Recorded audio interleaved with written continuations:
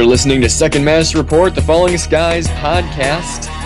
Once again here, Frank Stella with you, along with my partner, Rob Southgate. And tonight we're talking about Falling Skies Season 4, Episode 10, Drawing Straws. And we're recording a little bit late this week because we were at Wizard World Chicago Comic-Con, and we had a good time there. Rob, any thoughts you want to share from that before we get into the episode? You know what? Frank and I got to do a panel, which was awesome. I had a great time with it. I think you did, Frank, didn't you? Yeah, we did the panel at Comic-Con. It was the first night on podcasting and journalism. I got to meet some new cool people and kind of get to answer some questions people had about how to get started in podcasting or how to raise revenue and things like that. So very cool. I thought one of the coolest things was the person that was tweeting out from our panel. Yeah, someone was pictures up and someone was taking pictures and tweeting at us, and I was like, wow, I sat at a panel and I'm checked my email. I gained followers. Wow, I'm starting to feel cool. like somebody in the world. Yeah, it was pretty cool. And then we had a nice little blowout party, and a couple. It was all good. Yeah, we did a couple of them. Yeah, we talked about S4e10, the first one, a little Nuff Said special edition, and then. So yeah, we got to hang and listen to the Shakeups in Ponyville, which is a My Little Pony tribute band, and Time Crash, which is a Doctor Who tribute band, and both bands I loved them. I thought they were just great. Yeah, absolutely. They were fun. One guy had the pink wings on his back, right, and the rainbow mane. I thought on the he other was guy. going to just fly away at one point. Yep, just really good stuff. So. That was a blast. Well, let's get into this. Yeah. Now we've both seen the episode, and this is some episode. This was packed. This had a lot in it. You have those episodes where you just feel like, oh, that one scene or that one segment, just the golden nugget. This whole thing, like every scene. This whole thing was a big golden nugget. Every scene was just whoa, cool. Ooh, I can't believe that happened. Ooh, man, look at this. Oh, it's happening. It's just everything was just really compelling. There was enough just interesting scenes. There was enough graphics to keep you interested and just kind of special effects. There was enough emotional development, a lot between Tom and Anne, a lot between the love triangle. Pope was in there for a compelling scene or two. A lot went on. I don't even know where to start. Where do you want to start, Rob? Yeah, I'm not sure. This was, for me, I should say this up front. I think this was the shining moment of the season so far. Really? And yeah, I really do. I was just, every scene, I was like, oh my gosh. This is really what I was coming to expect from the show. Not that I've been disappointed. We've talked about this before. I think it's been getting better and better this season, but I've not been disappointed at all this season. But this one, it was like, this went right up there with the best shows. I loved it. And we're kind of seeing things coming together in a way that rounds them out. Like, we saw things coming together, like the ghetto camps. Why aren't they just killing us? What do they want us for? And right away, there was talk about the skitterizing, and we saw that pretty early on. But now we're really kind of seeing, this is the main thing. This is why they had the youth camp and tell your parents this and that, and sound the alarms. Yeah, the stuff that we kept asking about, we got some answers here. Right, and well, okay, big turning point for Lexi. Yeah, let's. I don't want to start with Lexi. Okay, because of the way that is. I think let's start with the crux of the episode, which was the drawing straws, Matt, that whole thing. Now, personally, I think it was Matt who was on the piece of paper that Tom pulled.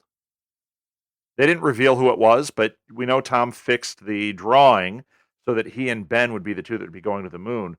I think he pulled Matt's. I think Matt put his name in there, and I think Tom pulled it, and that's why he made a decision right there. Because if it was completely a setup, I think he would have been faster about saying his name. I think he pulled Matt's name and just went, nope, it's me. And I think he can't tell Anne that because that is it's even harder for him to admit. Well, that's an interesting theory. I disagree with it at least to an extent. But let me just back up talking about Matt and say this was an episode for him which in the beginning of the episode, I knew there was going to be some kind of foreshadowing with him saying, that talk that he had with his pops there was a really good moment. That was the first of like the several handful of golden nuggets on this episode, where Tom was talking about, hey, don't touch anything, and Matt's like, hey, back off me. I'm gonna do my thing here, and Tom's like, well, when did you become such a teenage rebel? And he's just like, when I became a teenager. Like, such a dry answer. I loved it. Right, And right. then it just like it just seemed like it wasn't going anywhere. Like they were both just kind of butting heads, and Tom's just like, you know what, good talk. I gotta go. And I was just like, that was pretty great. Yeah, Everyone yeah, yeah. everyone made their points and said what they needed to say, and it wasn't this huge dramatic outburst. It was just kind of, here's how I feel. Here's what I'm doing. I want to warn you about this. You're not okay. Good. Don't. That's all there is to Right. say. That's So it. I was like, that was just a great moment. But then it didn't take long for Matt to dash back aboard the ship and start pushing buttons. Um, and then it kind of flipped on Tom because the Matt kind of kept coming up with everything. He came up with the controls for the ship, and then they kept Well, yeah, and that's why I kept thinking it was going to be him because he did. He was the one figuring this stuff out. and I think it was getting a little bit to Tom because I think it was either Mr. Echo or Cochise. One of them was saying, um, thanks to your son. Yeah, right. Also, thanks to your Well, yeah, it was son. like he kept throwing that salt in the Yeah, wound. He kept bringing it up. yeah. Yeah, yeah. Like I got to keep twisting the knife here, let you know that it was your son that wasn't you, it wasn't Yep. me, it was the one you tried to warn not to touch anything. Yep. So I thought that was just funny how that kept coming back. But then Matt was the one that suggested drawing straws. Personally, bad idea. I'm with Tom 100% that they shouldn't be picking random people to do that. When Matt first suggested drawing straws, I thought that what he was suggesting was we're going to draw straws between like the main two or three qualified people in the group. Right, but not just randomly Yeah, anybody. like you couldn't basically just volunteer like, "Oh, I'd be willing to do this." Right. Just, out of the blue. I thought it was basically going to either be Tom, Dingon, or Weaver, or just somebody who basically could be nominated to be. Well, plus when they did do the drawing straws, they let Tom draw them. Nobody saw Yeah, the that name. was another fail. They should have had somebody draw whose name Right. wasn't in there. I mean, I can't believe nobody questioned that when Tom pulled his own. And you should have had. I mean, there's ways of like somebody shakes it up, another person puts their hand in, and then they hand it to another person who reads it. Like there's ways to kind of keep everybody accountable to not rig things like that. Now when we talk about Tom rigging the draw, I'm betting you he planned ahead of time to rig it. In fact, I think he had to have because he what most likely happened is he had his name in his hand, put his hand in, Right, he palmed it and then put it in there, and then took it back out. So Matt's name never came up, or if it did, it didn't matter because he had already been planning on pulling his own name out. And I think, was it Pope or Weaver? One of them said, "Let me see it," and so he handed him the note with Tom's name. Oh, did he? I didn't hear him say that. I'm pretty sure that happened, and that's why I was like, okay, Tom had to have had his name like in his fist or up his sleeve or something to where he could have just gotten it out, put his. Yeah, I really didn't catch that because I was listening, but once again, there was a lot going on there, and I was trying to take some notes. And feel free, anyone who's listening, correct me if I'm wrong. That's the way it looked to me. It looked like it was either one of them said, "Let me see that," and so Tom showed him the name that he pulled, and it had to have been his own name. Weaver, But not necessarily. Once again, if we go back to my theory, if it had been Matt and Weaver was the one that saw it, he would have understood. He just lost a daughter. He would have looked at that and gone, "You've already got one boy up there, Okay. Yep, you're right." But the episode didn't give us any reason to believe that that's what happened. Because no. If that's what happened, then there should have been a scene. If I'm anything, I'm full of speculation, Frank. Well, I know, but I'm just saying, if that was what happened, the episode should have given us a scene where Weaver said, "Hey, I know I saw your boy's name, and I don't blame you." Like there should have been something like that if that's what happened. Although we could get that next week. We got 2 hours next week to go through this, so that's gonna be real exciting. I'm looking for a lot of major payoffs. So looking forward to it. Cliffhangers, everything. Yeah. We also saw a big moment with Pope where Weaver accused him of trying to take his name out, and this scene was fantastic. And how good was that fight? The fight was great, and I was in it through the whole thing. Like I was believing Pope did this. This rang true of how Pope has been in the past. This season, he's been kind of old Pope and hiding and all that. So it was like it rang true. But then when he did this, you realized this really is Pope. What he did is his character. Right. But you could also kind of believe that he would also be taking his name out too. Yeah, absolutely. So it kind of could have gone either Absolutely. way. So that was compelling. But I just want to make a point. I was really, really into that fight. We've seen a few scenes where Pope's fighting Tom or he's fighting Hal. This has been my all-time favorite fist fight, probably on the show, but definitely Pope fist fight. Just fantastic. I was so impressed that Weaver kept up with him, at being an older guy. Well, how did he not get a fractured skull? Yeah, either of them. He got hit with a rock, though. That was a rock, man. Yeah, and I'm not sure if it landed squarely on his noggin or if it. I'm not sure where I saw Pope grab the rock. I'm just not sure how it landed, but boy, Man, I was really into that fist fight. yeah, And that was a great fist fight, and the way it resolved, like Pope, I love that Pope didn't reveal until, I mean, it went on for a while. Like he took a beating before he finally admitted it. It wasn't like, okay, I'm going to reveal this or I'm going to just hold this and be all emotional. yeah, No, I mean, it made sense when it happened, but man, talk about a guy with resolve. He stayed in there getting, I mean, Weaver was beating the crap out of him. yeah, and Pope has a sense of pride to where it's not like, oh, hi, Weaver. Let me explain. What I'm doing is taking your name out because I think that, this people need you. No, I mean, he was ready to just kind of save a little face and get a little bloody before he wanted to explain that. And I think that Yeah, made it much more powerful. It made Weaver, I think, more compelling to him, his reaction. I mean, pulling him back up and saying, "I'm sorry." I mean, I didn't see the fight ending that way, but right, compelling with Pope's on the ground, yelling, "It wasn't my name I was taking out." right, And right. I was just like, wow, that's a moment. And now, well, here's something we didn't talk about last podcast. Okay. And it feels like it's been a while because we had the con, we had the Doug Jones Right. interview. Oh, it's been a year. But one thing we didn't talk about, there's so much love going on with Tom and Ann, with the love triangle with Ben and Yeah, yeah. Hal, and then Well, I think they're Matt and Vera. raising the emotional stakes in a big way right now. Well, they're everywhere. But we Yeah. got so lost in that we didn't even mention the whole thing with Pope and Sarah. And Yeah, you know what? I can't remember just because it's been so much has happened. right, Where was Sarah? right. I remember them fighting. They were fighting over the pills and the Right. aspirin it turned out to be, and we Right. just blew that whole thing off. We didn't even mention that at all.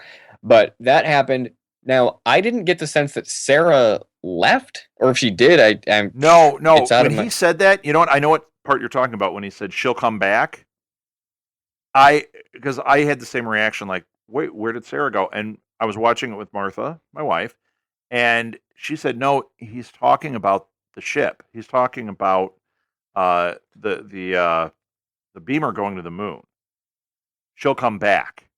that And doesn't make sense because he just Pope had just said, no, I it got does. he said I got no wife, no kid, or no kids, no wife. And Pope, the next thing that Weaver said was maybe she'll come back. Okay, maybe, yeah, I don't know, man. I don't know. There was something when Martha said it, all of a sudden it made sense to me that that's what they were talking about. But now that we're saying it again, I'm like, no, maybe it was Sarah, but where did Sarah go? I don't remember her I don't leaving. remember her leaving, but But she wasn't in this we didn't episode see her either. all episode. And I don't know if her coming back meant maybe she'll come back around. She won't be like fighting with you anymore, or Yeah, maybe maybe that's all it is. Maybe it's just the fight and or she's just and my first actual thought when Weaver said that was Pope's wife, although they had been divorced before the right, the original yeah. before the alien invasion. But he said, I got no kids, I got no wife. And Right. Reaver's next line was, maybe she'll come back. And I was like, Yeah, so that okay, could be that what it doesn't is. refer to his wife, probably. He's probably talking about Sarah, but where did Sarah go? Something feels a little bit messy here. I don't see that having to do with that being the ship. That, to me, doesn't Yeah, make sense. I think maybe a scene was missing from this episode Yeah. or the last one. Something is missing there, Well, my and they brain probably. is. I mean, I But don't I don't remember Sarah leaving. no, I don't either. Not at all. I'm a Sarah fan. I think I would have remembered that she was gone. You're a triceratops. Ooh. Boy, you had to work for that one. I was thinking of something about. I don't know what I was You're thinking. I was still trying. working. I was No Sarah one knows what something. you're thinking, Frank. Well, sometimes I don't know what I'm thinking. Doug Jones likes my puns. I I think I've got had that. enough of your. Yeah, he did. I think I've had enough of your saran wrap. That doesn't make any sense. No sense whatsoever. Anyway, back on track, real quick here. So yeah, that was a big moment with Pope, and I'm kind of proud of Pope. I mean, he's he's not a completely selfish guy. I mean, he has his moments, I think probably for the most part, but he has his moments where he's willing to contribute, even if it means Right. some self-sacrifice. Right. Right. Well, and he was like, the people here need the Masons as much as he's mad at the Masons all the time. They need them. Yeah, So, that was big of him to step up and say, "This is how it's got to be, not me." yeah. You know. And do we want to talk about the love triangle? Hal, Ben, and Maggie. I was kind of hoping we could get past this, but oh no. No, we didn't get past it. Oh Not at no. all. Trouble is still brewing. And I have to say that everything that Hal has done since just the beginning of this mess, I've been at his back the entire time. I've supported and I have loved the way he's handled every little thing from the beginning until the last thing we just saw.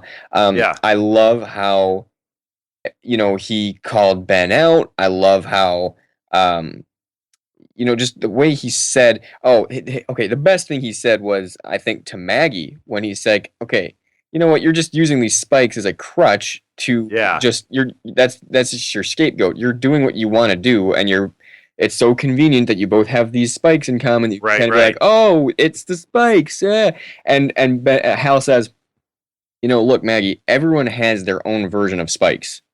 I was Right. like, oh, that is so good. And it's so true. It's so true. And you want to know the proof? I mean, they started kissing again this episode, Yep. and I'm going, guys, what are you doing? They Of started course. now. I was making the argument when we were watching it. I was saying, you know what? It was this emotional thing, and it was the spikes are pushing those emotions. But this time, it went past that. It, This time, it went into this was not the spikes causing it. it's not. They lit up after they were already starting the canoodling. But like the point is, they are in control of themselves. They are in complete, they're not being taken over by anything. Maybe there's some influencers there, but they're not out of control. There's no the devil made me do this, because as soon as they saw Hal, they stopped. If they couldn't Yeah. control themselves, then they would have kept going as Hal was Yep. standing right there.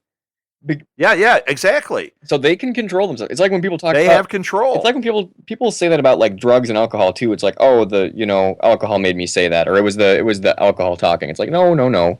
It was you. It was You just you. decided to impair yourself, and you were in complete control. Yeah. It's the same thing with this. And I love that Hal said everyone's got their own version of spikes, and you guys are just using that to give into your lack of self-control. Very Right. fantastic point. And now, how do we feel about Hal being this quick to forgive Ben? Well, you know what? I don't think he was. I think that he knows they're getting launched into space. And I think he knows that he has to, like, if he doesn't resolve it right now, they were about to leave. If he doesn't resolve it right now, they leave without him reconciling with his brother. And we know this whole time the most important thing to them is their family unit. Well, yeah. And I think that what Tom said to him got through to him. I don't think he was happy about it. No, of course not happy, but I like the fact that Hal is willing to forgive Ben, but I, here's the thing that I'm going to tell Ben if I'm Hal. Yeah. Yeah. Ben, look, if you are actually sorry, then you need to drop your feelings for her.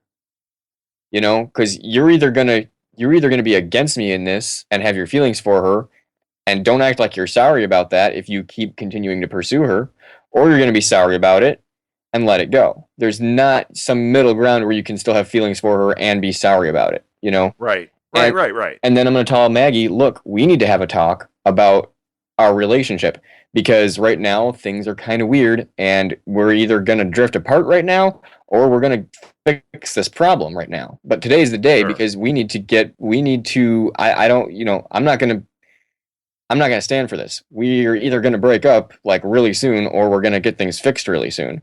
That's what I'm going to say to Maggie if I'm Hal. Okay. Because yeah, no one's going to survive in that relationship for too long. It's just too jacked up. Oh yeah. You have to get to one solid It's jacked up, that's for you have sure. to get to one solid ground or another. You have to. So Right. if I'm Hal, I'm gonna say that to Maggie. So, but so far I pretty much like the way Hal's been handling it. And I hope we get some closure on that one way or another before the end of the season here, and I think we will. Yeah, I think we will too. Well, although, we say that, but let's keep in mind we only have one more season. So there's going to be some stuff that's going to hold over into next season, and this tension might be one of the things. I still say a Mason's going to die. That's possible, because a couple of them are putting themselves in some pretty iffy situations coming up pretty soon. Yep, I still say it's going to happen. Now, I've said the whole time it was going to be Lexi, but judging from tonight, not so sure it's going to be Lexi. Well, now you've been saying that it's going to be someone besides Lexi, at least before the end of the series. Yes. You've been saying probably Ben or Hal is going to die before the end of the series. That's what I think. And here they are. Ben and Hal are the two going up there. No, it's Ben and Tom. Oh, yeah, right. Yeah, Ben or Hal are the two that I guess. I think now our odds of it being Ben are getting much stronger. How? Like, he's going to end up sacrificing himself at some critical moment so that Tom can go back to Earth. I just think that's going to happen. As much as Tom is going to be the one that wants to save Ben, it's going to be Ben who's going to sacrifice himself. And it's going to be one of those scenes where he's going to say, "Tell Maggie I love her. Tell Hal I'm sorry." Oh man, what a time for that. Yep, that's what I think. What a time for that. Did I get your feels going there, Frank? Yeah, we got my feel wheels going. And then Lourdes is going to show back up and say, "Frank, I love you." Nice, you like that impression? Nice Lourdes accent right there. Thank you. And I love the deep voice. Well, that was on purpose. Love you. Frank, I love you. Okay, Arnold, thank you so much. Frank, I love you. I'll be back. Yeah. Get to the chopper. Get to the beamer. Get to the beamer. Come with me if you want to live. Oh, good grief. So we need to talk about Tom and Anne, because they've been married for a whole, 2 days now? Yeah. And they're already having fun and games. Yeah. Yep. I love how at the end there, Anne says, you better come back. You owe me a honeymoon. I was like, great. I like that. I wonder where they're going to spend it. Maybe in Brazil. No, I think they're going to be staying in that room with that disgusting pillow that she had her head on. Or did you notice that pillow? They could have a honeymoon on the moon. Oh, honey moon. They could have honey on the moon. Wouldn't that be special? I wonder if the bees are still around to give them the honey. I wonder if the moon is flowing with milk and honey. Oh. Well, we're going to get our answer next week. Maybe. Although, do you think they're going? Do you think they're going now that we saw what happened? I think they're going, and I think they might be bringing Lexi with them. Now, that could be interesting. Because there's all this talk. I mean, okay, we're getting a little bit ahead of what I wanted to talk about. But let's do it because this is interesting. There's all this talk about them, and I've been kind of wondering what they're going to do, because they're flying to the moon. I'm going, are you going to land on the moon? Are you going to get out of the beamer and walk around on the moon? Because you're going to need spacesuits, and I don't see any. I don't see any. What are they going to do on that moon? Now they're talking about they're dropping a bomb, or they're going to launch a bomb or something. I feel like I can't quite visualize how this is going to work. It's kind of like last season when they shot the tower with that thing, and I was like, with the weapon, I was like, I can't wait to see how this is going to look, because I can't visualize how this is actually going to what this look. Is. Yeah. And this is another thing where I'm like, okay, you're going to fly to the moon, you're going to drop a bomb somewhere and hope for the best, and then you're going to try and land it back on Earth. this I feel like I can't wait to see how exactly you think you're gonna do this. If I were Yeah, gonna do this, yeah. I'd be like, wait a minute. Tell me exactly how this is gonna work, because I feel like I don't get it. But I'm looking forward to that. But there's always talk about, well, we got to get this accelerant to work and this bomb, and I'm not sure if it's blah blah blah. I'm like, well, if you bring Lexi up there, she can like blow stuff up with her mind. So maybe you want to go that route. Yeah. Although maybe you want to keep her on Earth where she can do her thing as they're trying to attack. She obviously was blowing those ships out of the sky. If they're trying to attack, wouldn't you want her there, like as your protective shield? Maybe, but how is that gonna work with the kind of crowd that she abandoned? Probably wanted to tear her guts out. Hmm. I think her safest place is on the ship, Is going on the ship, yeah. staying with Well, once again, family. we're going to know in just a few days because something's going to happen. So let's talk about Lexi. Let's talk about Lexi. We knew she This was was we fantastic. knew she was going to be having some doubts, second thoughts when she woke up from that dream she had with Ben and was like, Right. "Oops." Yeah, that dream was great though. His hands were all messed up. Yeah. What did you do? That was great. And the way he said it all creepy, like, "I wanted to say thank you in person for doing this." Ah, it's like, whoa. Right, That was right. crazy. And so she wakes up kind of like, uh-oh, that something that doesn't feel right. So she was already having at least subconscious second thoughts about, the whole thing. And then she was doing that training with that Geminis character. And I love how he goes, "Oh, you're not destroying the tree. You're setting it free." Right, Okay, right. that's Yeah, and then what did he do? interesting. Or what did she do? She destroyed it. Interesting And theory there. yeah, But then but it was obviously like obliterated. And I think that she felt the weight of that. Like, wait a minute. I didn't really set it free here, did I? yeah, like, wait a minute, how is this gonna bring about peace? Um, but then she asked an interesting question. She's like, "With my power, could I create a star?" And I was like, "Is that just like like a question that a 2-year-old would ask, or is that like something she's actually thinking through? Like, oh, what would I do with a star? I know, like, I don't know." But that was like an interesting question. Yeah. Um, oh, let's see what happened next. Oh, she hacked into Hell Skype. She called it Oh, what did yes, she call it? She yes. called it the shadow plane. Yeah, I was trying to think what she called it. Yeah, that was really great when she was watching him and then she picked up the dirt and she did the same thing and then she got to listen in. I kept thinking they're gonna see her. Yeah, I thought she's gonna walk up and be like, "Hey guys, I'm right here. Hey dudes, hey What fishies. are we talking about?" Yeah, but boy, she got the whole story there. I did call I called him Fish Oda during that because he was training her and Fish Yoda. yeah, no, Fish Oda. Oh, Uh so that was I had to get my joke in. To me, I wrote it down and I was like, that's funny. He's Fish sounds like Oda. a smelly fish with some nasty Oda. There were exactly. There were so many Star Wars allusions in this between him being Fish Oda, the use the light in your mind. There is no try. Yes, father.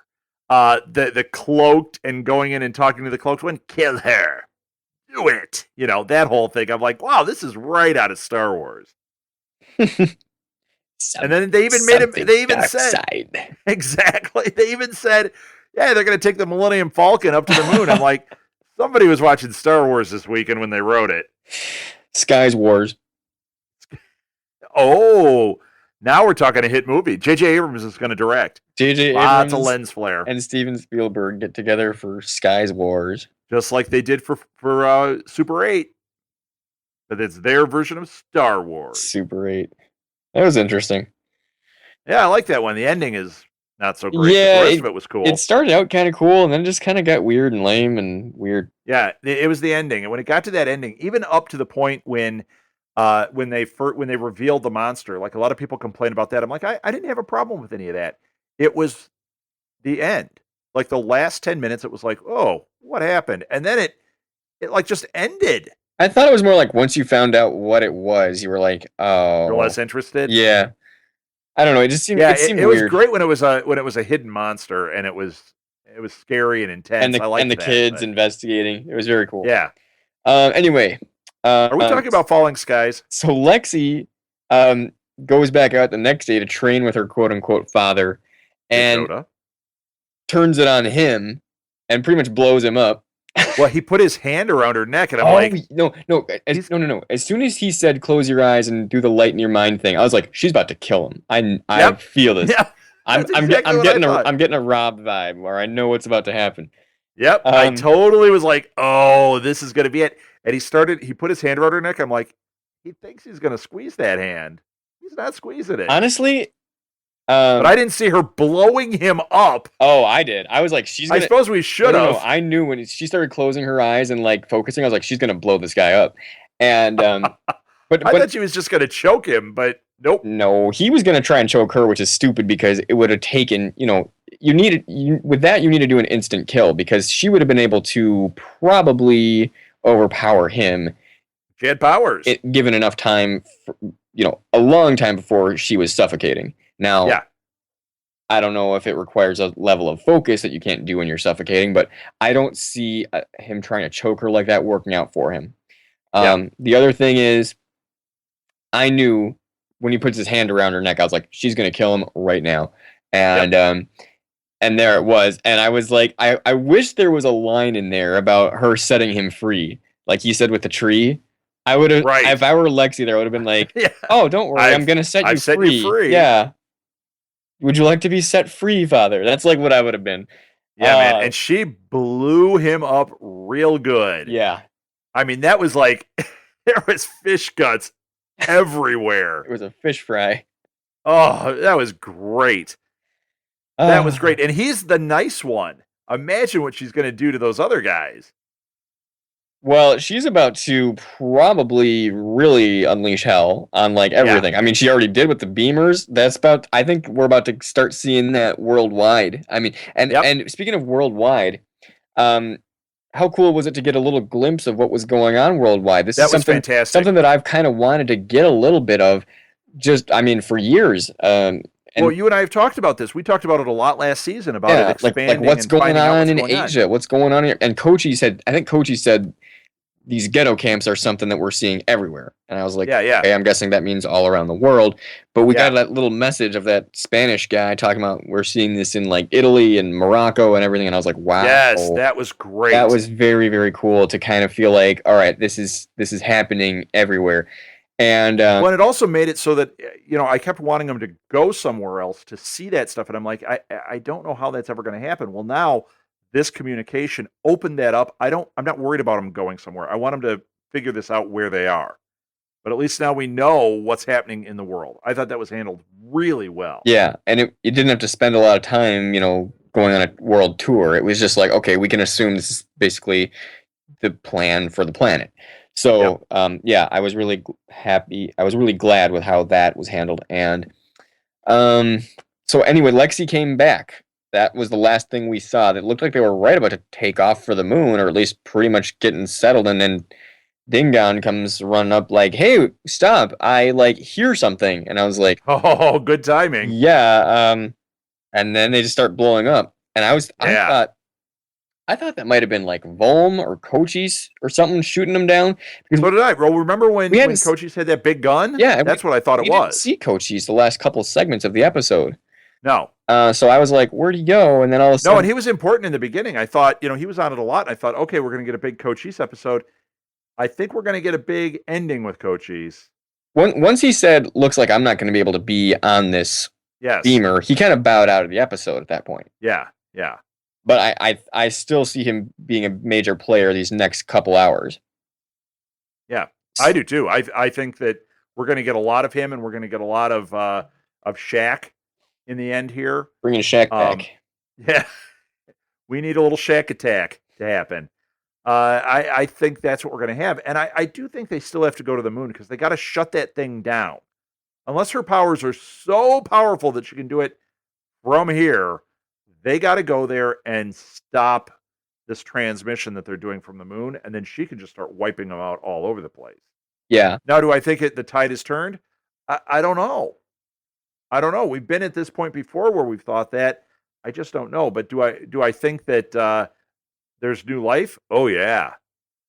Well, and I mean, new life meaning what? New life meaning there's more hope now. Oh, Not okay. more Pope, but more hope. Now, a new hope.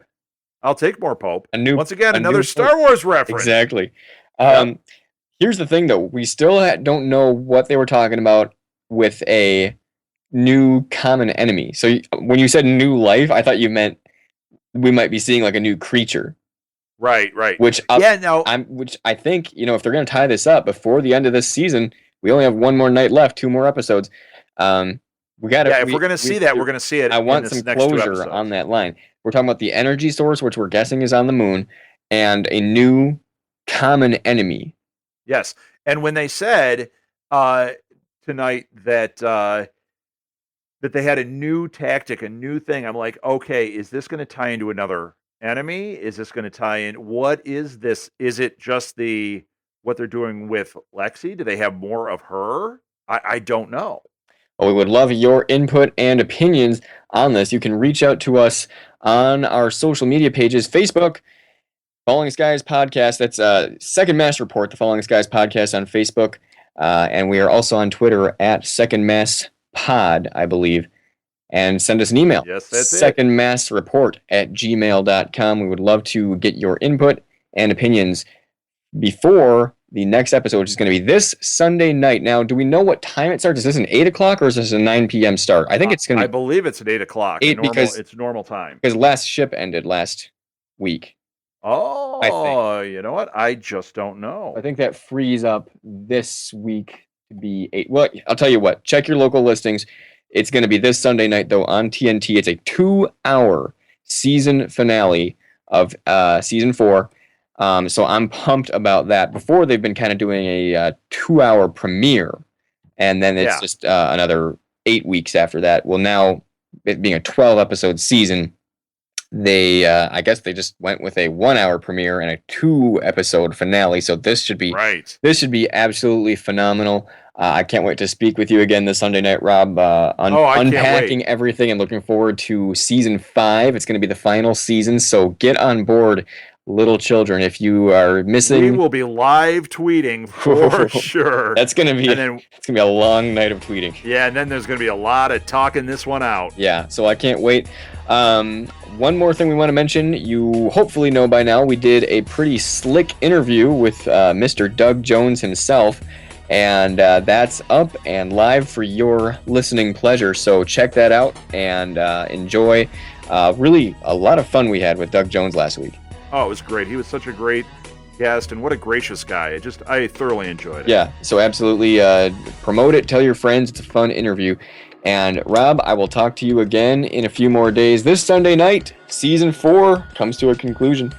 I can't wait. I'll talk to you then, Frank. You got it, Rob. The Second Mass Report is a production of the Southgate Media Group. And until next week, stay vigilant, stay active, and stay brave. If you would like to donate to help pay for this and other Southgate Media Group podcasts, simply go to our website, southgatemediagroup.com, and click on the donate button. It can be as little as $1 or, well, as much as you want. Help keep this fun going by supporting this and our other shows. Thanks again for listening, everyone. You're the best fans in the world.